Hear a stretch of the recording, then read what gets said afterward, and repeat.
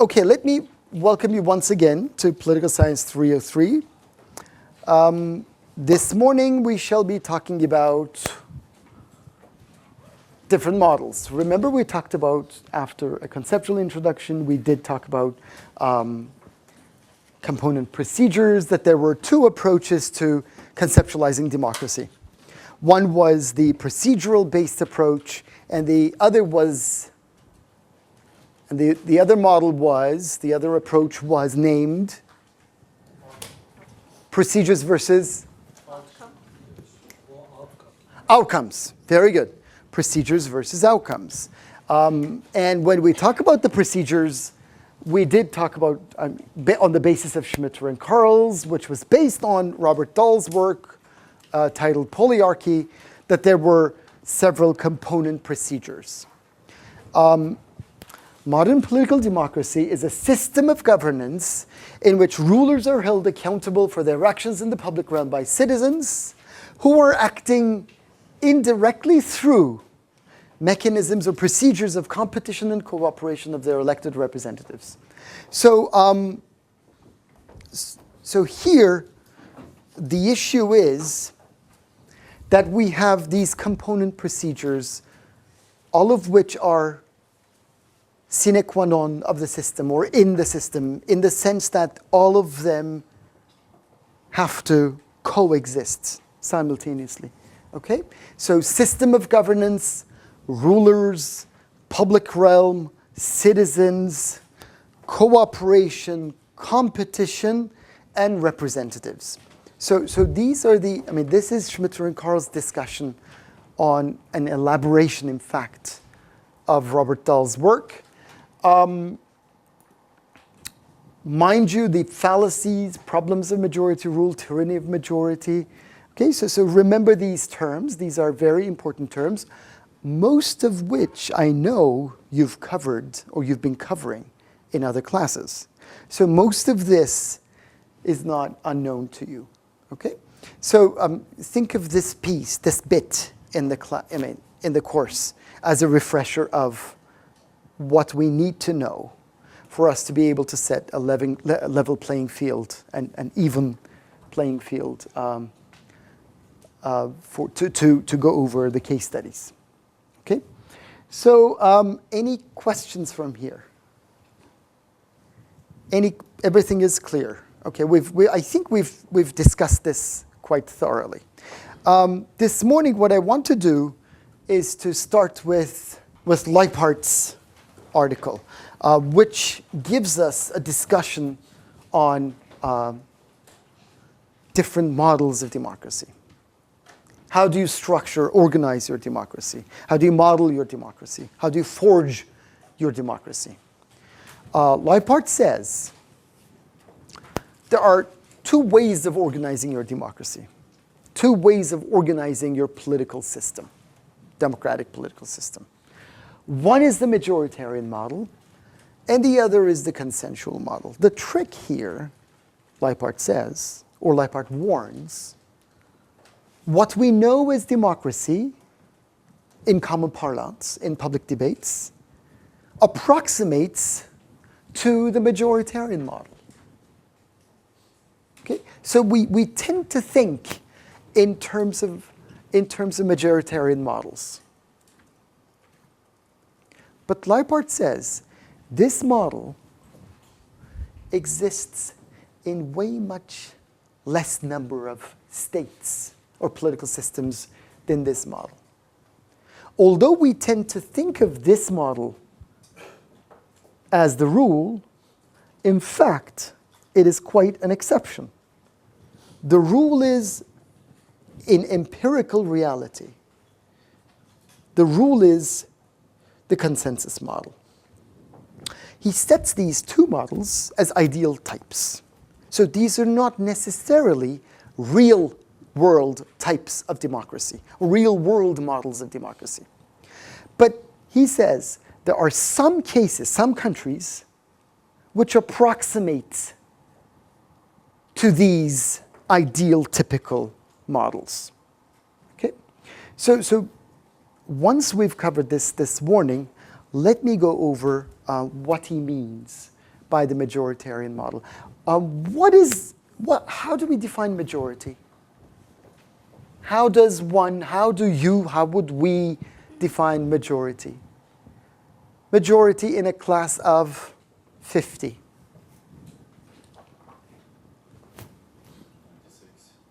26, which is 50% plus 1. This is one type of majority, which is called, does anybody remember? This is one certain type of majority, simple majority. Okay? So this is called simple majority, or sometimes referred to as absolute majority. But there are other majorities possible. One is plurality, which would mean,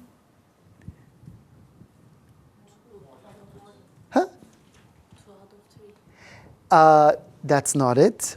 I'm talking about plurality. That's qualified majority, which I shall come back to. But plurality, when we talk about plurality, in a class of 50, one group gets 20, one group gets 10, one group gets 10, and the other group gets 5, and the final group gets 5. The plurality model centers on the 20. Okay? So the largest group, the largest majority in the majorities. Okay? So in all the groups. And the final is qualified majority, which is sometimes 2/3 and sometimes 3/4. It depends on what we qualify that particular majority. It depends on the particular qualification of majority. But once again, let's come back to Leipart's models. Leipart says the ideal typical majoritarian model concentrates power in the hands of the majority. And it has certain features. One key feature of the majoritarian model is that there is one party controlling the cabinet. So one party in the legislature, one political party in the legislature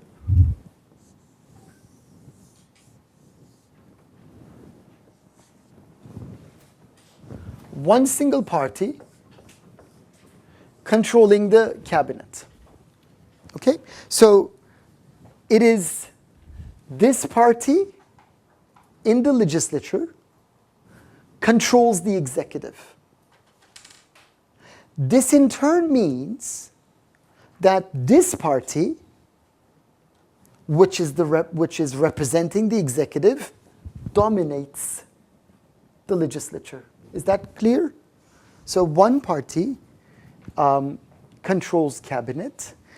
The party having parliamentary majority controls cabinet.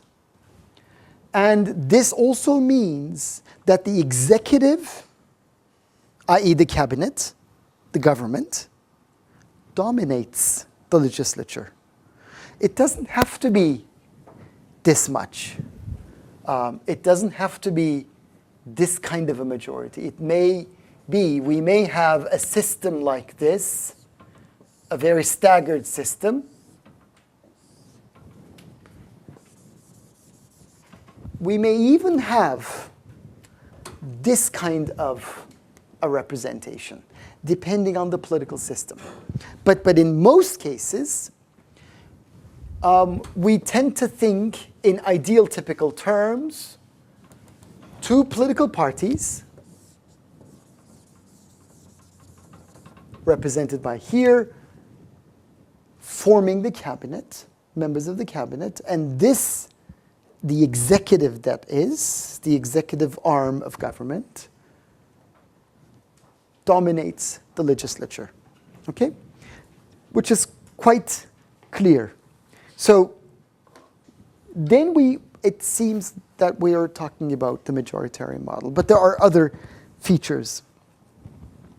There is a unicameral legislature. What does unicameral mean? What do you remember as unicameral? Huh? There is... You have only one chamber in the parliament. Do you know any parliament which has one single chamber? The Turkish parliament has one single chamber. Do you know of any parliament that has two chambers? Britain. I hear the US. Do I hear some other country? France. Germany. Okay. So we and also Japan, which we shall be talking about.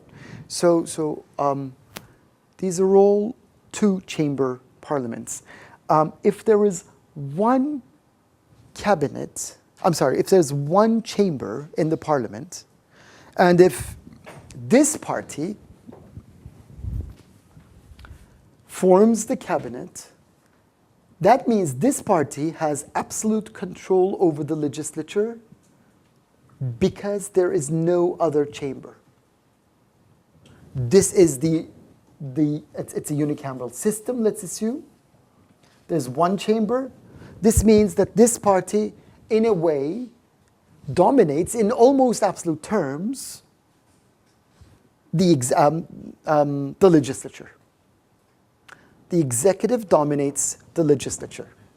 So the majoritarian model, in ideal typical terms, is one that concentrates power in the hands of the majority and one majority.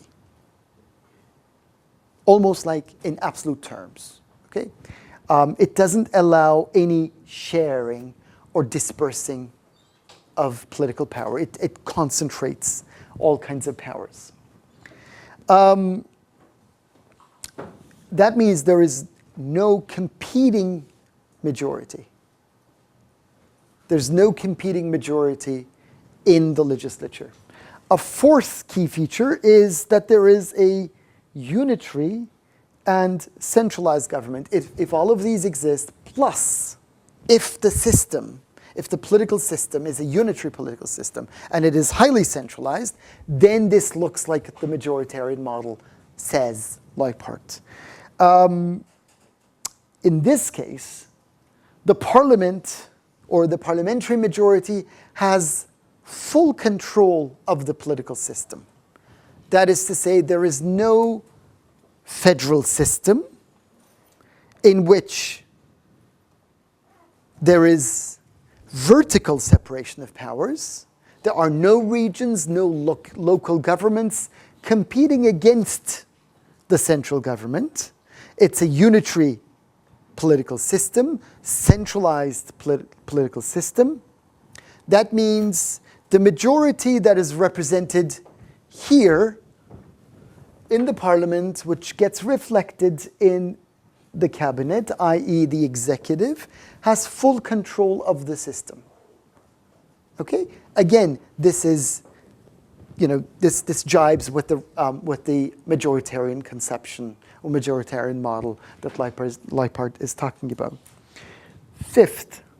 A fifth feature is that there is no constitutional limit on this majority, in the sense that there should not be a constitution at all, Leipart says, for the ideal typical model, or that we would have a very flexible constitution, or that we may have an unwritten constitution, which would not impinge upon what the majority does. Okay, so in the ideal typical majoritarian model, Leipart says, there are no constitutional limits on what the majority does, what the executive does, what the parliamentary majority wishes to do. Please. So what do you mean by the unwritten? We'll do an example.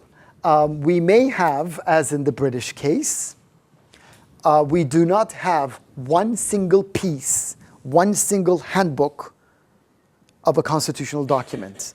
There are different texts, there are different court cases, there is customary law, all kinds of cases coming together and forming the tradition, the constitutional tradition, and based on that tradition, the state functions.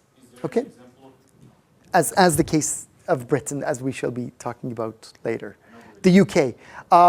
New Zealand is another example. New Zealand, yes, which is similar to the Westminster, the British model, but the ideal typical model looks like the British case. New Zealand as an offshoot of Britain is another case. So no constitutional limits or flexible limits on what the majority does. Then comes, as a sixth feature, that there are no Supreme Court limits on majority, which means that a court does not have, there does not exist any court that has the authority, the competence to review the constitutionality of the legislation passed by the parliament, i.e. the majority. Okay, so there is no court which has the power of saying, "Verboten, you can't do that. I'm not allowing that." There's no Supreme Court or a constitutional court which says, "You majority, you passed this legislation in conformity with the executive, but I'm not allowing the implementation of it. In fact, I am considering it as null and void because it is against the Constitution that I represent, that I defend as the watchdog, okay, as an instrument, as a defender of this very important text." So Leipart says, in the majoritarian ideal typical system, there does not exist any court like me, which says, "You can't do that, guys." Okay? So it doesn't exist in the system. So judicial review of pieces of legislation does not exist in the ideal typical majoritarian model. In general, in the majoritarian model, there is also a two-party system. That's also an implicit argument that Leipart makes. So this is what the majoritarian system in ideal typical terms look like. One approximation is New Zealand, which looks like this system. But once again, Leipart says this is, it's a model that exists approximately in empirical reality in New Zealand. The other model, the consensus model, it's quite the opposite of the majoritarian system or the majoritarian model. Whereas the majoritarian model concentrates power in the hands of the majority, the consensual model disperses, shares, divides power in the hands of many. Okay? So think of this as a centripetal system, concentrating power in the system. And think of this as a centrifugal system, which disperses power outwards, okay, to different elements that make up governance or the political system. Although there would be, in ideal typical terms, one single party dominating the legislature, we would have a broad coalition government, and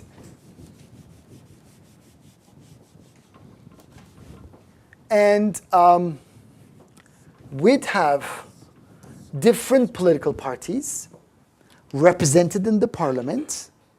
So we almost never have, especially in ideal typical models, we don't have a two-party system here. We have a multi-party system, as I shall be discussing. But most of these will be represented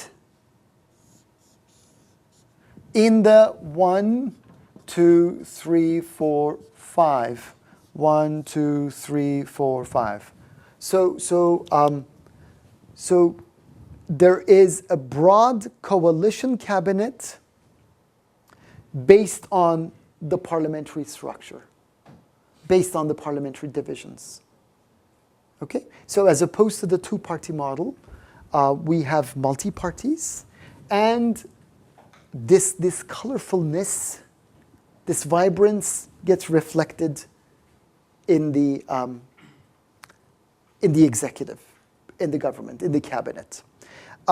This means that there is a way much more balanced relationship between the executive and the legislature, that there is no executive dominance by the cabinet of the legislature. Is that clear? Okay, so far so good. So there is no executive dominance. There is a balanced cabinet-legislature relationship.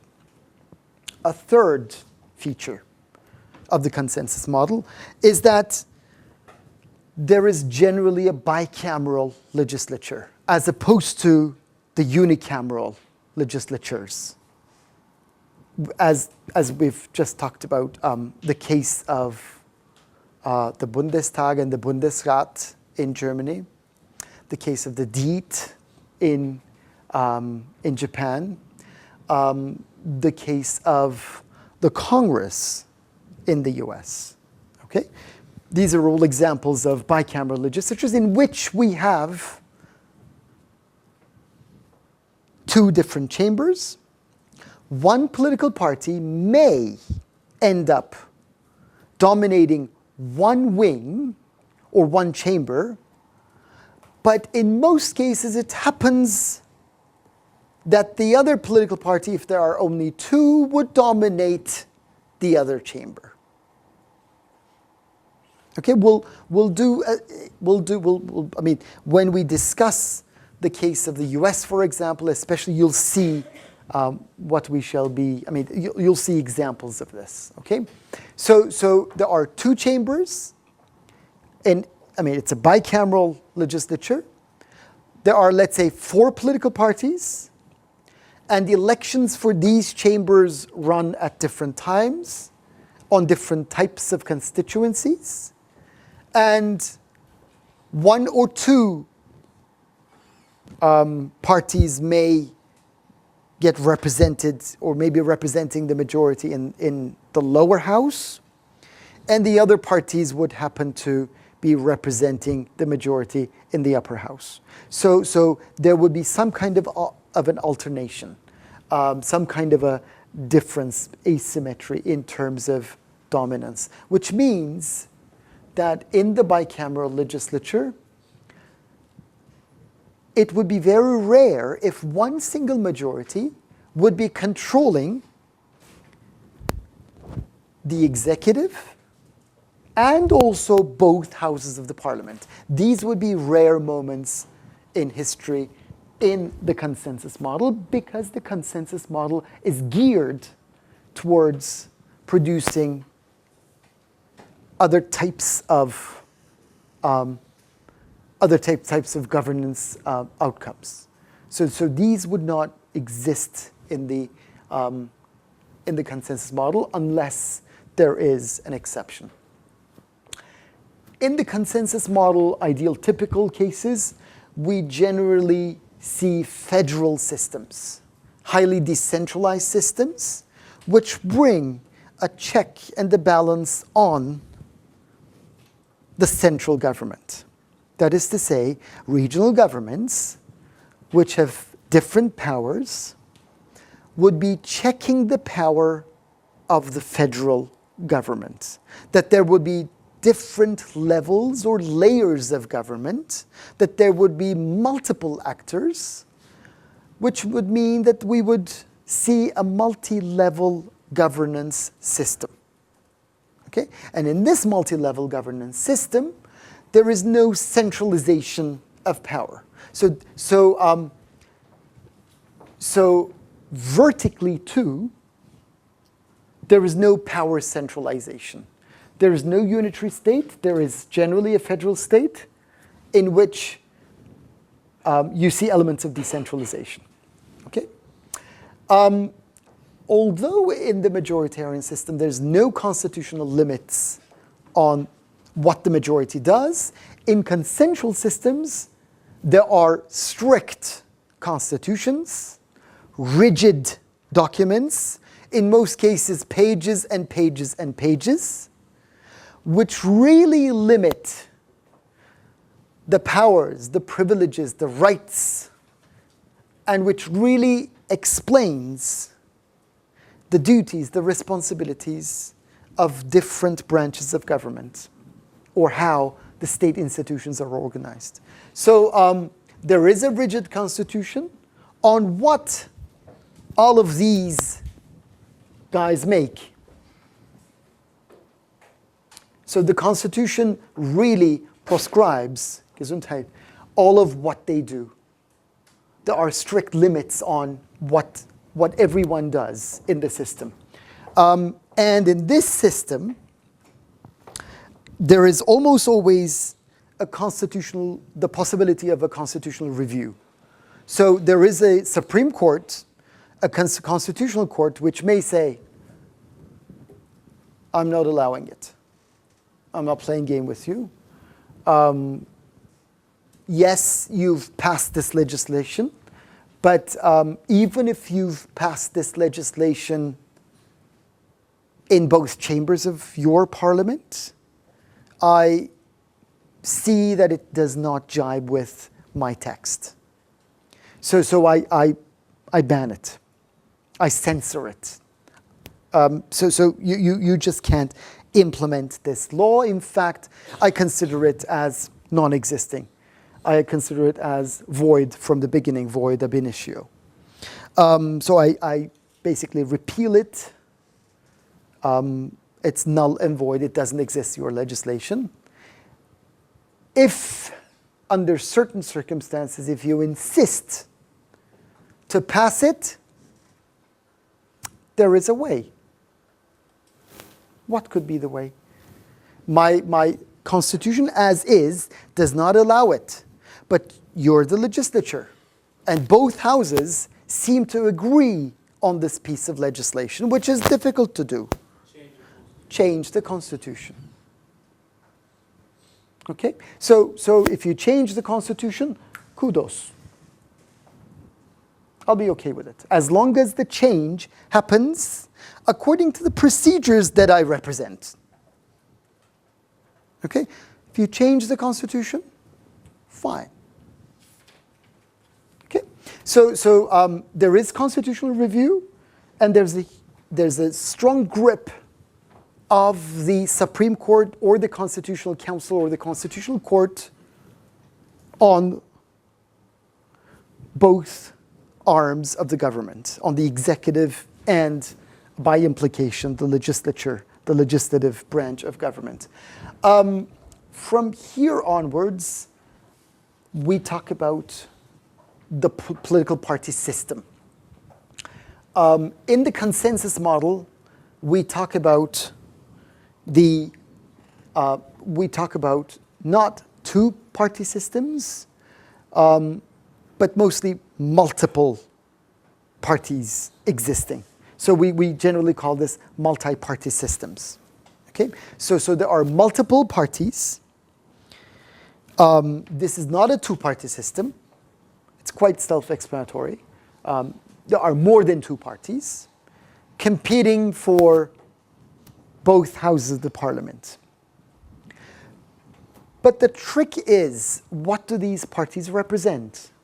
these parties represent highly different, very different cleavages, which means that politics is divided into multiple dimensions. So the party system is multidimensional, which in empirical reality may mean that the party system may be divided across ethnic lines. The party system may be divided across religious lines. The party system may obviously be divided across left and right in terms of, economic ideology. The party system may be divided against one another, or parties may be divided against one another in terms of whether they are social liberals or social conservatives, or liberals and conservatives and this, that, and the other. Okay?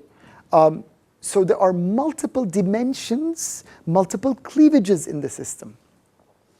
The system may even be divided, like it was the case in Italy, like the party Lega Nord, the Northern League. So the North says, you lazy Southerns, we don't want to play game with you. We want our own party to be represented in the parliament. So even regions, so there are regional differences in the party system which are represented as clashing, competing interests. So multi-dimensional party system means that there are many cleavages represented in the system, in the party system. Okay? There are many dimensions when you go to the polls as voters, as the electorate. You think in terms of many, many, many dimensions when you're casting your vote. It's not just economic or social ways of perception, patterns of behavior, normative judgments, value judgments, this, that, and the other. But there are other considerations that the typical voter will be thinking, will be reflecting on when he or she finds herself or himself before the polls. And finally, there is proportional representation. And the polar opposite of this system would be proportional representation on the one hand, and what would be the opposite system, which really concentrates power. Do you guys remember? There is proportional representation, but there is also another system called the first past the post system, sometimes referred to as the winner takes all system. Very good. Let's see how this system works very quickly. Let me remind you how the system runs. Again, I assume that all of you or most of you are familiar with this system, so please help me. In the proportional representation system, in the PR system, Party A, Party B, Party C, Party D, Party E in one district. Okay? The candidate of Party A, or the candidate, and let's say there are, in total, this district will send, how many parliamentarians? It's a large district. Let's say this district will send 10 MPs to the national parliament. Okay? In total, in this district, which is implementing the proportional representation system, we'll be electing 10 MPs to be sent to the national parliament. Let's say this candidate, or this party, gets 40% of the votes. This party gets 20% of the votes, another 20%, 10%. How many left? Very nice. Okay, so how many MPs? There will be in total 10 MPs. Party A will be sending 4. Party B will be sending 2. Party C, Party D, Party E, 1. Let's assume that there's a national threshold of 10%. And Party F gets 9%. Party E will be sending how many to the parliament? That there's a national threshold of 10%. Party E will be sending how many? Party F, I'm sorry. Party F will be sending, they F it. So, they'll be sending no MP to the parliament. So all of these will be, these 10 MPs will be representing the parliament. This seems to be clear, right? This looks like the model that you guys are thinking through in terms of this country, how this country, the electoral system in this country. That's quite clear. What if this was a first-past-the-post system or winner-takes-all system? There would be different parties. Winner takes all or first past the post. Party A, Party B, Party C, Party D, Party E. The number of MP or MPs that this district will be sending to the parliament is very good. 1. So this 1 MP will be going to the parliament to be represented. So Party A gets 40%, Party B gets 39%, 39.9%, Party C gets 10%, Party D gets 3%, Party E gets 2%, Party F, G, blah, blah, blah, other percents. What happens here, ladies and gentlemen? Party A gets the 1 representative, and no other gets any representative or any representation in the parliament, in this district. As you can see, these are smaller districts. These are larger districts. That's quite clear, right? So this system really amasses power to the largest party. In this sense, it quite jibes with the logic of the majoritarian system. Whereas this system produces a more colorful representation, which shares, distributes, divides power to many types of majorities, to many types of dimensions, or to many types of political parties representing different dimensions. So it really jibes with the consensus model. Are these clear? I'm sure you've seen this before. I mean, it's not alien to you.